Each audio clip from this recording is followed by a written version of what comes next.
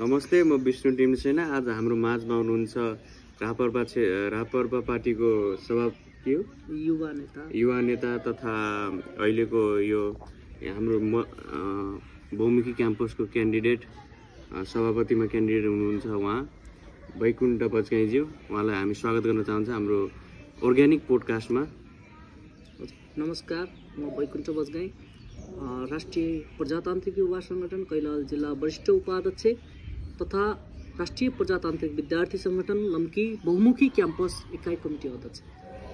त्यसैले हजुरलाई यो क्षेत्रमा अहिले पछिल्लो पटक हजुरले मैले देखेको अनुसार हजुर कम्युनिस्टतिर लाग्नुभएको एकाएक यो रापरपा पार्टीतिर प्रवेश गर्नुको कारण चाहिँ के रहेछ? यो मैले कम्युनिस्ट विचारधारा अध्ययन गरे अनुसार, मैले पढे अनुसार कम्युनिस्ट विचारधारा भनेको के हो त भन्दाखेरि कृषि क्रान्ति, औद्योगिक क्रान्ति, शैक्षिक क्रान्तिलाई चाहिँ कम्युनिस्ट विचारधारा भन्छ।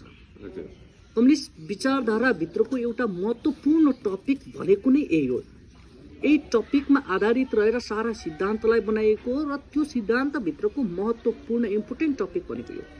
आजसम्म कुनै पनि कम्युनिस्ट पार्टीहरूले अधिकांश मैले देखेको बुझेको अनुसार यी एक्टिभिटीहरूलाई फ्लो गरेको छैन र कम्युनिस्ट विचारधाराभित्र रहेका व्यक्तिहरूले आन्दोलन गर्नुपर्छ, ढुङ्गामुढा हान्नुपर्छ, टाउको फुटाउनुपर्छ, क्रान्ति भनेको यही हो भन्ने मात्र सिकाएको देखिएको छ।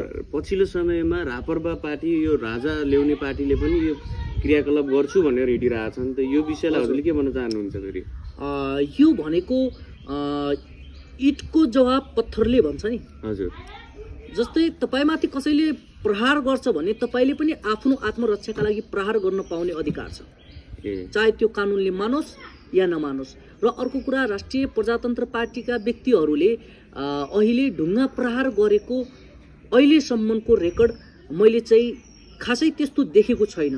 पछिल्लो समयमा हामीले यो अहिलेको आन्दोलन राजा ल्याउनु पर्छ भन्ने मागहरू आइसकेपछि रापरपा पार्टी र अन्य विभिन्न क्रियाकलापका सङ्घ संस्थाहरूले हामी राजा ल्याउनको कारण हामीले देशव्यापी आन्दोलन पनि गर्नेछौँ र त्यसको लागि ज्यान पनि दिनेछौँ र कसैको ज्यान पनि लिन्छौँ भन्ने कुराहरू पनि आइरहेछ नि त। जनताले आफ्ना माग सुनिश्चितताका लागि आन्दोलन गर्न पाउँछ। कम्युनिस्ट भएकै कारण कम्युनिस्टले गरेको आन्दोलन गलत हो भन्ने कुरा होइन, रापरपा भएकै कारण रापरपाले गरेको आन्दोलन गलत हो भन्ने कुरा होइन।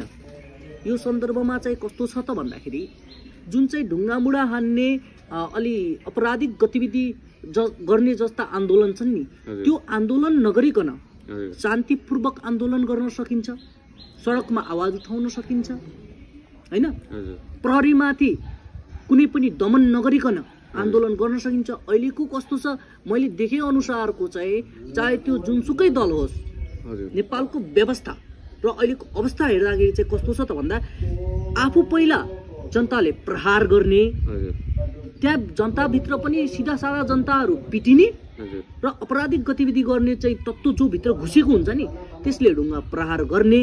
अनि जब चाहिँ प्रहरी प्रशासनहरूले त्यस आफ्नो आत्मरक्षाको लागि, आफूलाई जोगाउनुको लागि लाठी चार्ज गर्नुहुन्छ, प्रहरी दमन मुर्दाबाद भन्ने फोटो खिच्ने जस्ता चाहिँ एक्टिभिटी भइराखेका छन्। ती भनेका सरासर गलत एक्टिभिटी हुन्। हामी अनसन बस्न तयार हुनुपर्छ। युवाहरू अनसन बसेर हामीले आन्दोलन गर्न सक्छौँ। अनि यो राजा चाहिने हो भने हजुर कतार जानु, दुबई जानु, यो क्षेत्रमा जानु भनिरहेछन् त जनताहरूले। राजा तपाईँहरूलाई चाहिएको छ भने कतारमा जानु, कतार राजा छ भनिरहेछ। यो विषयलाई हजुरले के भन्न चाहनुहुन्छ? नम्बर 1 पोइन्ट त राजा अहिले पनि हुनुहुन्छ। हजुर, बस नारायण रेड्डी दरबारमा नगएको मात्रै हो। हजुर, राज संस्था अहिले पनि छ। हजुर, उहाँहरूको कुल पुर्खाले गरेको एक्टिभिटी त एक्टिभिटी हो नि। हजुर, इतिहास त इतिहास हो नि, त्यो कसैले मेटेर मेटिँदैन। हिजोको दिनमा माओवादी द्वन्द्वकालमा उनका कुल पुर्खाका शालिकहरू पनि ढालिए। हजुर, यदि आज पृथ्वीनारायण शाहले नेपाललाई एकीकरण गर्नु हुँदैन थियो भने नेपाल एकीकरण हुँदैन थियो। यो जुन राष्ट्रिय प्रजातन्त्र पार्टीले पृथ्वीनारायण शाहको मुद्दा उठाएको छ, यसलाई जनताले कसरी बुझ्नु भएको छ त भन्दाखेरि पृथ्वीनारायण शाह भनेको त राप्रपा पार्टीको हो कि के हो भन्ने जसरी बुझ्नुभएको छ। राजावादी राप्रपालाई राजावादी भनेर जनताले बुझ्नुभएको छ। त्यो बुझाउने तत्त्वहरू पनि बाह्य तत्त्व हो। राष्ट्रिय प्रजातन्त्र पार्टीले हामी राजावादी भन्ने भनेको छैन। राजावादी तत्त्व भनेको राज संस्थालाई समर्थन गर्ने उहाँहरूको एउटा अलग अभियान छ। हामी राष्ट्रिय प्रजातन्त्र पार्टीका भनेको राजा र जनताको बिचको व्यक्ति हो। हामी नेतृत्व गर्ने व्यक्ति हो। त्यसले हजुरहरूले राजालाई मान्नु हुँदैन, राजा आउनुपर्छ भन्ने यो मागहरू छैन हजुरहरूको। राष्ट्रिय प्रजातन्त्र पार्टीभित्र दुईटा एजेन्डा छ हजुर प्रमुख। एउटा एजेन्डा भनेको राज संस्था पुनर्स्थापना। यसको मतलब के हो त? राज संस्था अहिले पनि छ, संवैधानिक राज संस्था हुनुपर्छ। जति हजुरलाई हजुरको घरको माया हजुरको बुबालाई हुन्छ त्यति हजुरलाई नहुन पनि सक्छ, अर्को भाडामा आउने व्यक्तिलाई नहुन पनि सक्छ। किन भन्दाखेरि अहिले हाम्रा बोर्डरहरू लिपुलेक लिपि अधुरा हामी यो क्षेत्रमा बसिरहेको मान्छे हामी भाडामा भयौँ। अब जनताहरू भाडामा भए, राजाहरू मात्रै आफ्नो उमा भयो। त्यसो भए हजुरलाई यो चिज त्यो भन्न खोजेको होइन। हाम्रो जो अहिले नेतृत्व पंक्तिमा गएको सरकार छ नि, देश कसले चलाइरहेको छ? हाम्रो सरकारले चलाइरहेको छ। सरकार जति पनि हुनुहुन्छ यो भनेको पृथ्वीनारायण शाहले बनाएको देश हो।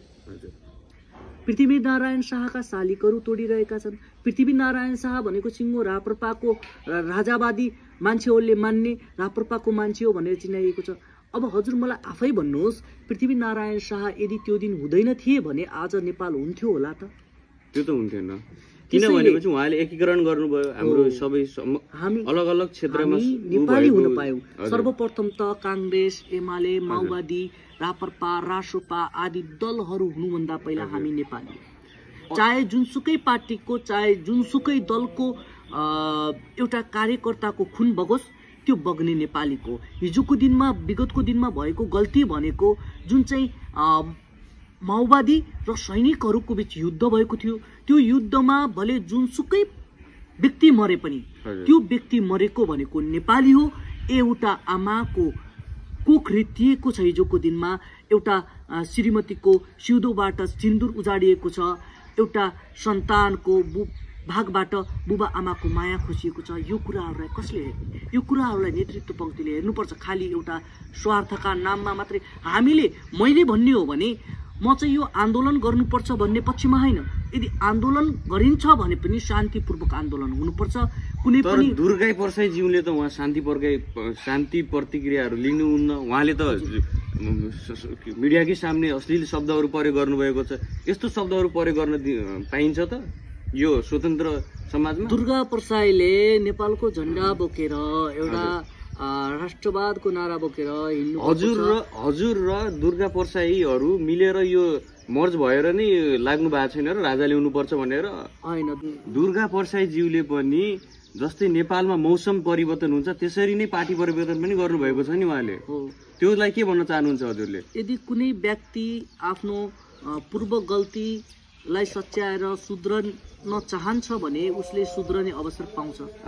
दुर्गा परसाईजी भित्र मैले देखेको एउटा जोस छ।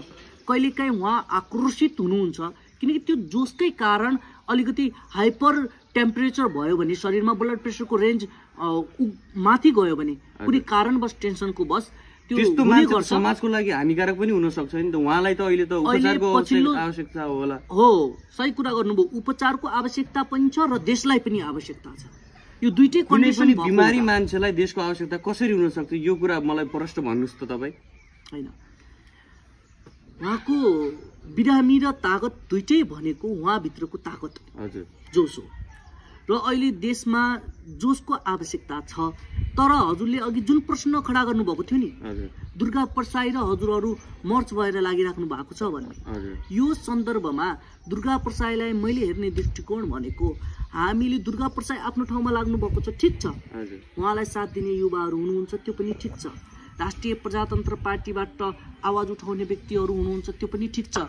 म पनि राष्ट्रिय प्रजातन्त्र पार्टीभित्र आबद्ध छु, त्यो पनि ठिक छ।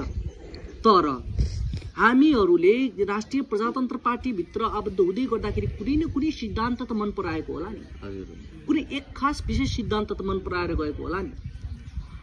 त्यो सिद्धान्तमा टेकेर हेर्ने हो भने मैले विगतका दिनमा भनेको कुरा, राष्ट्रिय प्रजातन्त्र पार्टी सरकारमा जानु हुँदैन थियो। राष्ट्रिय प्रजातन्त्र पार्टी सरकारमा गएको होइन।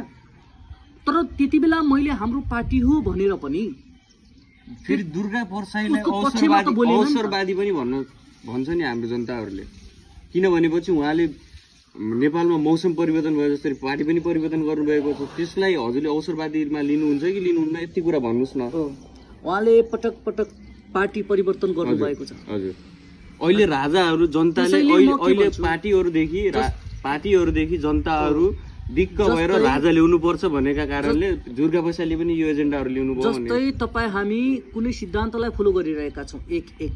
हजुर अब हामीलाई एउटा एउटा सिद्धान्त मात्रको ज्ञान छ। हजुर दुर्गा परसाईजीको लिङ्क भनेको ठुलो नेताहरूसँग राम्रो लिङ्क भएको मान्छे हो। हजुर त्यसैले उहाँले जति पार्टीमा जानुभएको छ नि अहिलेसम्म, उहाँले त्यो पार्टीको बारेमा बुझ्नु भएको छ, उहाँलाई त्यो पार्टीको सिद्धान्त बारे अध्ययन छ। त्यसो भए उहाँलाई राजाले पठाउनु भयो, जानुस् तपाईँ यो पार्टीमा गएर बुझ्नुहोस्, यो पार्टीमा गएर बुझ्नुहोस्। होइन, राजाले पठाउनु भएन, उहाँलाई अध्ययन भयो। उहाँलाई अध्ययन भइसकेपछि अन्तिममा केही नचलेपछि विकल्पको रूपमा राज संस्था चाहिन्छ, देशमा आवश्यक रहेछ, सबै सिद्धान्तहरू उहाँले पढ्नुभयो, उहाँ ज्ञानी बन्नुभयो। त्यो ज्ञानी भइसकेपछि राज संस्था आवश्यक रहेछ भन्ने। हिजोको दिनहरूमा कम्युनिस्ट विचारधाराहरू बोक्ने मान्छे अहिले एक्कासी आएर एकाएक आएर राज संस्था ल्याउनु पर्छ भनेर आउने मान्छे, हिजोको दिनमा कम्युनिस्टले सहयोग गर्दाखेरि कम्युनिस्ट हुने, अहिले राज संस्थाले सहयोग गर्दाखेरि राज संस्था हुनुपर्छ भन्ने माग गर्ने, त्यस्तो मान्छेलाई हजुरले कस्तो रूपमा लिनुहुन्छ, जनताले कस्तो रूपमा लिने भन्नुहोस् न। कम्युनिस्टले सहयोग गर्ने बित्तिकै कम्युनिस्ट हुने अनि कम्युनिस्टले सहयोग नगर्ने बित्तिकै चाहिँ अर्को हुने भन्ने कुराहरू त यो त हुँदैन होइन। त्यहाँभित्र पनि विभिन्न कारण रहस्यहरू होलान्।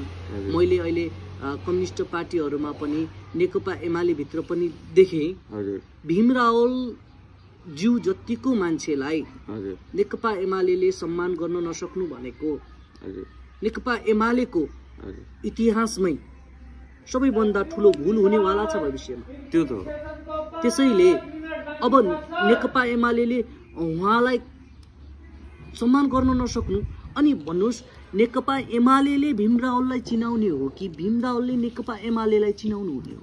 भीम रावल जतिको नेता, मैले साँच्चै कुरा गरेर भन्ने हो भने राष्ट्रिय प्रजातन्त्र पार्टीभित्र राजेन्द्र लिङ्गदेन ज्ञानेन्द्र साई, नेकपा एमाले भित्र भीम रावल जस्तो नेता भनेको अहिलेसम्मको इतिहासमा नदेखेको थिएँ, नदेखिनेवाला छ जस्तो लाग्छ मलाई। नै यो पछिल्लो समयमा भीम रावलजीले पनि रापरमा प्रवेश गर्ने होइन, भीम रावलजीले रापरमा प्रवेश गर्ने होइन र त्यो भएर बोलेको पनि होइन। हिजोका दिनमा पनि भीम रावलजीले जो राम्रो एक्टिभिटी गर्नुभएको थियो त्यो मलाई मनपर्छ। कुनै पनि व्यक्तिले म एउटा नेता हुनको साथसाथै यो देशको नागरिक हो र नागरिकको कर्तव्यले पनि मैले के भन्नुपर्छ त भन्दाखेरि राम्रो व्यक्तिलाई राम्रो नै भन्नुपर्छ, नराम्रोलाई नराम्रो नै भन्नुपर्छ। कोही नराम्रो व्यक्ति आफ्नै भएको कारण चाहिँ नि उसलाई राम्रो भनेर साबित गर्ने, कोही चाहिँ राम्रोलाई पनि नराम्रो भनेर साबित गर्ने जुन अहिलेसम्मको यो समाजको प्रचलन छ नि, यसलाई चिरफाड गर्नै पर्छ। हामीले सत्यको मार्गमा जानुपर्छ भन्ने सिद्धान्त र विचारधारा बोकेको मान्छे हो म। र अहिलेको तत्कालीन परिस्थितिमा हामी युवाहरू पनि सत्यको पक्षमा एकजुटता भएर अगाडि बढ्न जरुरी छ। त्यो मैले देखेको छु। दुर्गा परसाईज्यूको सन्दर्भ